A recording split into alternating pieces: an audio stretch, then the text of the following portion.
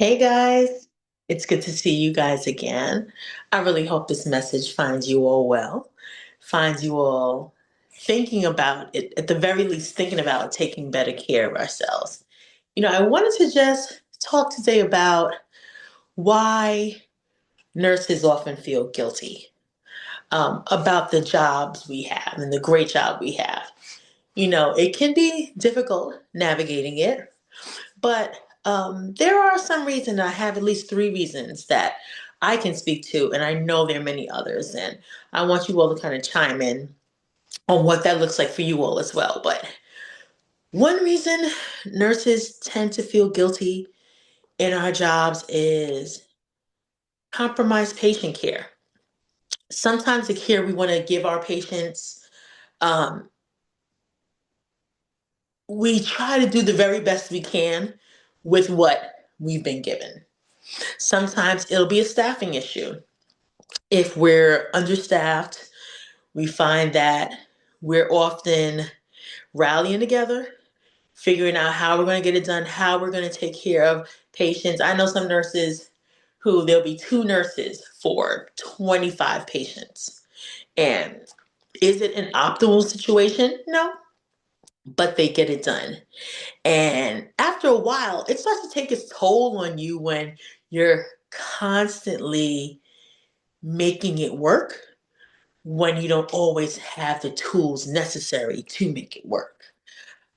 Again, that goes to supply issues. Nurses are very good at building workarounds. We are the MacGyvers of the hospital. We can take a paper clip, a pen, and we can fashion an IV pole to make sure that our patients get the fluids that they need.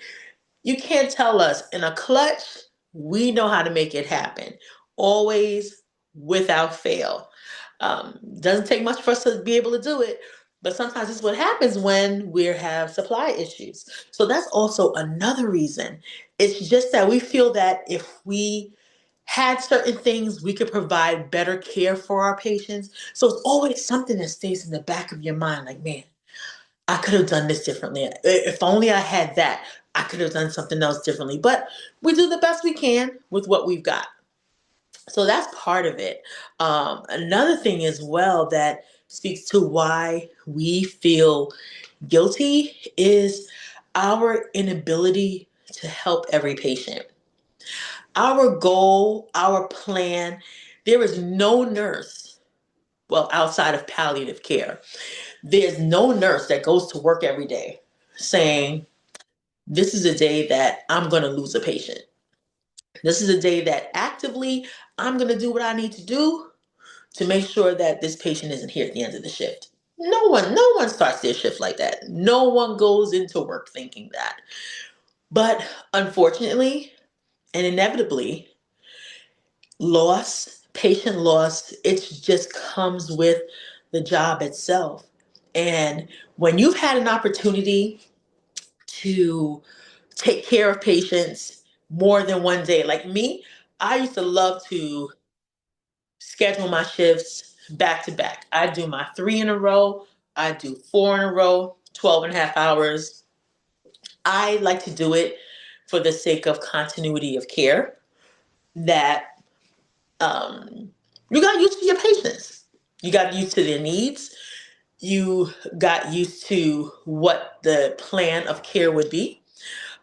Knowing what that would look like, it just made it a lot easier for you to be able to assess and realize and know when something isn't just quite right or when things are going as they should be, going according to plan.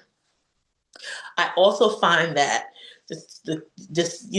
taking care of patients like that, you get a chance to really know your patients, especially if they're coherent, they're with it, they're walkie talkies. You can learn so much from your patients. I know some of my best conversations, especially if you work the night shift, because at that point, so all of the social services, all the providers, everyone that's been through all day in and out of the patient's room, at this time, things are starting to quiet down. Everything is settling down for the evening. And you come on, not always have the same. speech when I come on. I'm like, okay, I'm Crystal. I'm going to be your nurse tonight. We're going to have a great night. And they look at me like, yeah, okay, right, whatever. I'm like, no, we're going to have a great night. Start out on the right foot. Listen, I'm not going to have to come in here to bother you, but there's some things that I have to do as a nurse to make sure that you're well. So if we work together and get this done, I'll try to minimize what that looks like. And never failed. By the end of my shift the next morning, they're like, are you back tonight? I'm like, yeah, I'm back tonight. You're going to be my nurse? Yeah, I'm going to be your nurse. Okay, good, good, good. I'll see you tonight. I mean, it's just a rapport that you get to build with patients when you have the opportunity to see them like that every day. So, with that, it hurts even more when you end up losing those patients and those patients don't end up going home. And you have to see what that loss looks like for family members. Sometimes when this person was the head of that household, they made all of the decisions. Everyone in the family looked to them for what their life was going to look like. And to now see that person no longer here, to see the anguish and the hurt that's on these family members' faces and what they're experiencing, it's a lot. It's a lot. It's a lot navigating what that looks like. And when you start to see that day in, day out, sometimes you can become desensitized to it. It's very easy. And it's not that you want to. And people look at it like, oh, you're so heartless. Nurses are so heartless. No, we're not heartless. And the fact of the matter is, we see this every day. And it's more than just seeing it every day. It's almost like you have to compartmentalize what that looks like. That you can't get too attached, especially when you know someone's prognosis that they might not necessarily be around. So you still do what it is you have to do, but in the back of your mind, you're always saying, this patient may not leave here. Or unless you already know, yeah, this is not going to end well for a patient. And sometimes you have to spend so much time trying to get family members to understand what that looks like. They don't know for themselves what that looks like. It's a hard thing, not always very easy for them to be able to see what that is and what that looks like. So they're navigating and they're just coming to terms with their own stages of grief while they're watching someone. It's different when someone passes suddenly as opposed to someone who's gotten a diagnosis and now the nature of the disease that they have is taking its course and you're seeing what that looks like and the family is trying to reconcile what that means. Oftentimes you're not just a nurse, you're a therapist too, so you're trying to help keep them in a right frame of mind while you're trying to get things done. You're keeping the patient comfortable. You're doing what needs to be done for the patient as well. It's this balancing act that we have. And if we're not careful, it ends up taking a toll on us as well. So even when everything is all said and done, we always say in the back of our mind, it's like, is there something I could have done differently? Is there something I could have done to kind of ease this patient along in this journey, whatever that might have looked like? It's just a natural question that we ask. And if we're not careful, we won't offer and extend grace to ourselves that we should. We do a lot. We are many things to many people in a short space of time. We are that liaison. We're that conduit. We help bridge the gap between the needs of our patient and the responsibilities we have as nurses. Not always easy. We have to advocate for them, and sometimes advocating is exhausting. It's exhausting. But we know we do it because it comes from a place of if we don't do it, who else does this patient have to rely on to do it? And sometimes that in itself becomes our mission. Have you ever found yourself? I know I find myself advocating all the time. I'll be in a supermarket, there'll be an elderly person who needs something and it just doesn't look like they're getting the assistance they need from the staff. Here I go. Here I go. The nurse jumping in. I think this person needs A, B, and C. Are you able to help them with this, that, and the other? And they're looking at me like, who are you? And why should I even be listening to you? But you know what? It's just what we do. It's what we do. I mean, the post office, same thing. No matter where I go, I find myself advocating. I just wish sometimes that I use those same advocating skills to advocate for myself, but different story for a different time. But this is what we do. We find that we want to make sure that what we do is enough for our patients. And sometimes it just doesn't feel like it is. So sometimes we'll leave feeling defeated at the end of a shift, but we have to kind of tell ourselves this is just one day. Things will be better when I'm back again. You have to tell yourself this because if you don't believe it, it makes it hard to sometimes get knocked down and to come back and do it all over again. But our patients need us. But in that same token, as much as our patients need us, we need to do things right so that we are taking care of ourselves as well. Also, something else that'll make you feel guilty sometimes is ethical conflicts. You'll find that your personal beliefs do not always align with the patient's beliefs. And there's something about being able to set your beliefs aside and do that which honors the patient and their wishes and the patient's family wishes. I remember we had a case like this once where there were some sisters that were in a house fire and all four sisters perished in the fire. Smoke inhalation, all perished.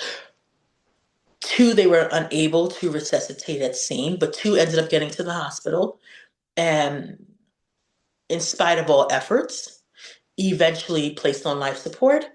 But we knew it was getting to the place where the providers were going to have that family meeting and talk to them and let them know this doesn't look good. And we don't think that the condition is reversible. Now you have to look at what does this look like for a family? And this was a family that had very strong religious beliefs, traditions. There were things that we necessarily wouldn't do ourselves, but it was a beautiful thing to see their father perform this ceremony at the bedside to help usher them into the afterlife and help usher them through the transition of being on this side with us to the other side with their ancestors as they saw it. Humbling, extremely humbling. But it just reminds us that our thoughts and our ways aren't the only ways. Our beliefs aren't the only beliefs. And we have to honor the wishes of of our patients' families and of our patients themselves. So there's also this something about that ethical conflict that can be quite draining at the end of the day. But ultimately, we do it because it comes from a different place. And we understand and know it's our responsibility, but it goes back to our care and our self care and making sure that we're doing what we need to do so that we have a clear mind, that we are considering our mental health. We have to. And along with that, another reason why nurses end up feeling guilty is the impact it has on our personal lives, the lives of our loved ones. Sometimes we'll leave the hospital and what we are thinking and what we're doing we don't leave it at the hospital door. It comes home with us. We're thinking about it, ruminating on it, and not necessarily giving the time and attention to our family members and others outside of the hospital. And many who know us and who love us They know what that looks like for us and their understanding of it.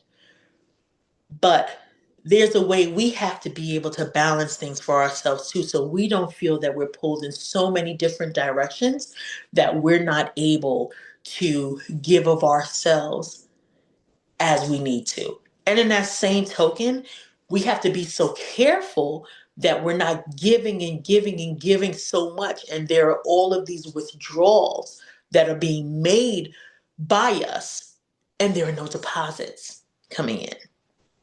We all know what happens if you continue to withdraw from a banking account without depositing any money.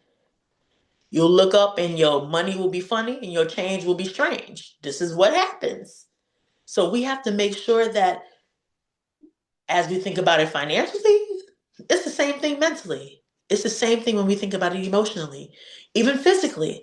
We have to make sure that whatever it is we are giving out, we are being replenished and having that deposited back in us.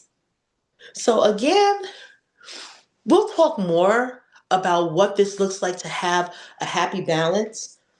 I would love for you all to like, to subscribe, to comment, to let me know what it is that we can do as nurses to help other nurses. We are our own tribe and we are better together.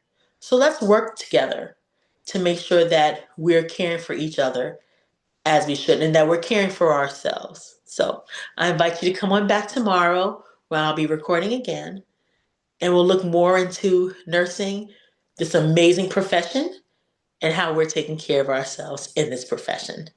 Take care.